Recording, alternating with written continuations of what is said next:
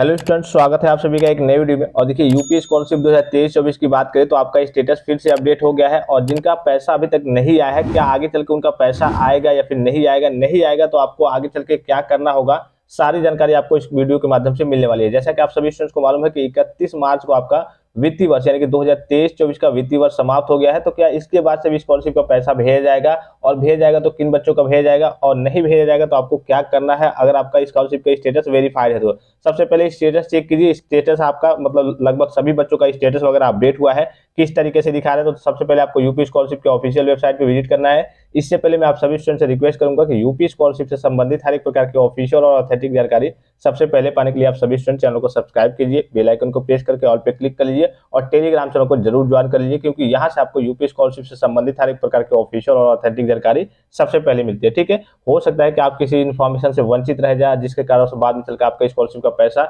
आना भी हो तो ना आए, तो आप बाद में चलकर आप परेशानी में पड़ जाएंगे। इसलिए आप जुड़े जरूर रहेंगे। ठीक है, तो यहाँ पे यूपी स्कॉलरशिप के ऑफिशियल वेबसाइट पे आने के बाद यहाँ पे स्टेटस का जो ऑप्शन दिख रहा होगा, इस पे आपको नहीं आना है, ये स्टूडेंट वाले ऑप्शन पे आना है।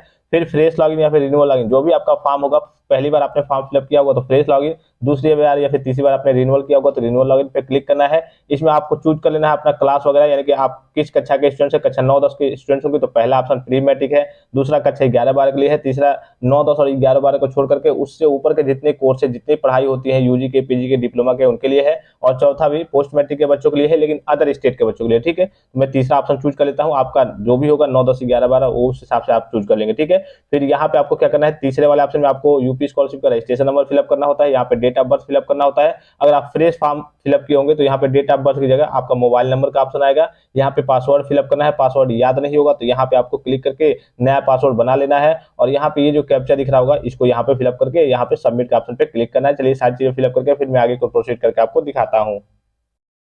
अब देखिए सारी चीजों को फिलअप कर लिया गया। यहाँ पे सबमिट के ऑप्शन पे आपको क्लिक करना है। जैसे इस पे क्लिक करेंगे, यहाँ पे 3 पैरेलल लाइन दिख रही होंगी, इस वाले ऑप्शन पे आपको क्लिक करना है।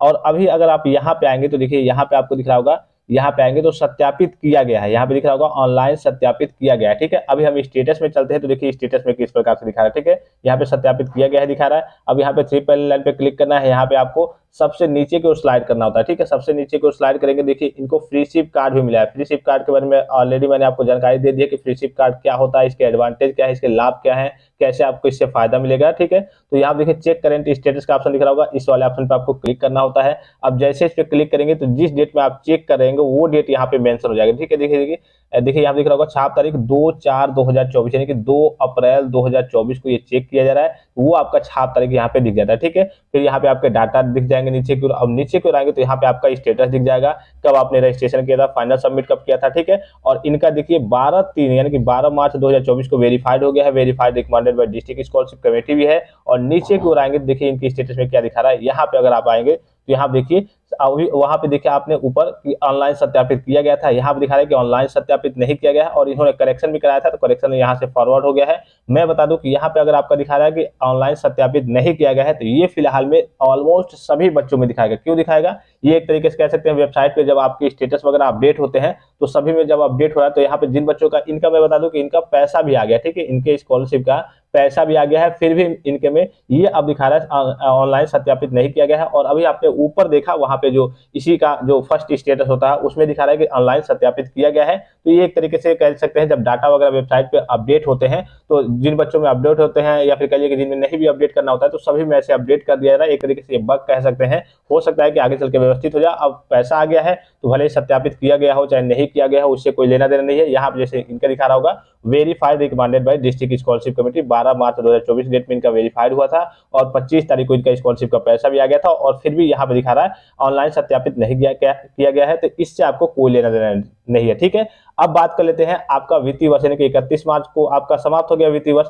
इसके बाद से पैसा आएगा या फिर नहीं, तो अभी जो चांसेज है पैसे आने के वो केवल एससी और एसटी वर्ग के छात्र छात्राओं के लिए है कि हाँ आने वाले 1-2 महीने में उनका पैसा वगैरह आ सकता है। लेकिन जो जनरल ओबीसी माइनॉरिटी के स्टूडेंट्स है, ऑफिशियल नोटिस में सारी चीजें मेंशन है कि हाँ 31 मार्च के बाद से अगर आप 31 मार्च अगर आपका पैसा नहीं आता है तो उसके बाद से वित्तीय वर्ष समाप्त होने के बाद से आपका पैसा नहीं आएगा। लेकिन एक कंडीशन वहां पे भी है कि अगर वहां पे अगर गवर्नमेंट चाहे, शासन चाहे तो नया अनुपूरक बजट कर लीजिए कि वहां पे तैयार कर सकती है और उस हिसाब से जो वेरीफाइड छात्र छात्राएं हैं उनके स्कॉलरशिप का पैसा वो फिर से भेज सकते हैं। तो ये शासन के ऊपर डिपेंड करता है, वो चाहे तो बजट को फिर से, अगर बजट फंड में पैसा हो या फिर नहीं भी हो तो वो नया फंड कर लिए कि नया बजट तैयार करे, अगर फंड में पैसा हो तो उसको फिर से व्यवस्थित करे, मैनेज करे और वित्तीय वर्ष समाप्त होने के बावजूद भी आपका पैसा भेज सकती है। ठीक है, ये शासन के ऊपर डिपेंड करता है। अब इसके अलावा देखिए यहाँ पे आपको करना क्या है वो समझ लीजिए थोड़ा सा। यहाँ पे इससे अभी कोई लेना देना नहीं है सभी बच्चों में, आप स्टेटस चेक करेंगे तो ऑलमोस्ट सभी बच्चों में ये शो हो रहा होगा, तो इससे आपको कोई लेना देना नहीं है अभी फिलहाल में।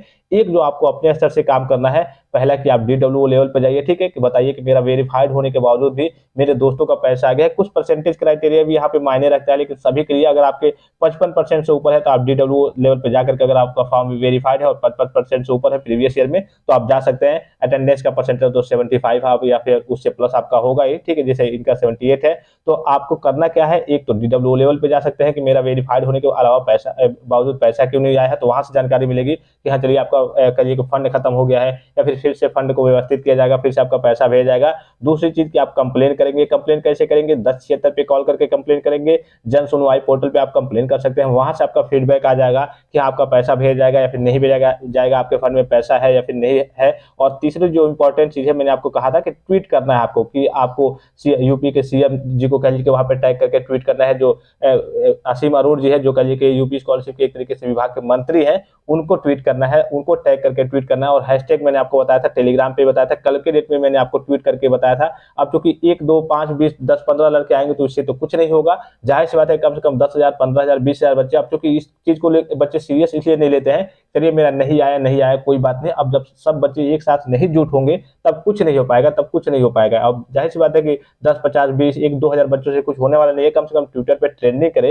ये जो कहिए कि न्यूज है वो सभी शासन के पास या फिर कहिए कि जो न्यूज चैनल है उनके पास जाए, तो वो अपने स्तर से अपडेट जारी करे, या फिर कहिए कि न्यूज चैनल में जाए तो वहां पे प्रकाशित हो कि हाँ बच्चे स्कॉलरशिप का पैसा कई लाख बच्चों का नहीं आया है, वो परेशान है। तो हो सकता है कि इसकी थोड़ी सी कहिए कि ये जब न्यूज आगे तक जाएगी तो हो सकता है, जैसे आपने देखा होगा उत्तर प्रदेश पुलिस का जो UPP का पेपर वगैरह लीक हुआ था, तो शासन तो मान नहीं रहा था कि हाँ नहीं लीक हुआ है, या फिर जो जिस एजेंसी ने बोर्ड ने कराया था वो मान नहीं रहा था कि नहीं लिखा हुआ है। लेकिन बच्चे जब धरने पे गए, ट्विटर पे लगातार 3-4 दिन तक कहिए ट्रेंडिंग में था कि हाँ UPP यानी कि उत्तर प्रदेश पुलिस री एग्जाम कराओ, 2024 में जो भर्ती आई थी। तो इस तरीके की चीजें चलती है, तो इससे भी थोड़ा बहुत प्रभाव पड़ता है शासन के ऊपर। और जब जो भी सारी चीजें न्यूज में प्रकाशित हो जाती है तो इसको देख करके शासन, अब चूंकि आगे आपका इलेक्शन का भी माहौल है, तो हो सकता है कि अगर बच्चे ट्विटर पे ज्यादा ट्रेंडिंग में कराएं कि हाँ आगे इलेक्शन का भी माहौल है, तो हो सकता है कि आपका पैसा वगैरह भेज जाए, या फिर जो भी इस पर निर्णय लेना हो वो शासन ले।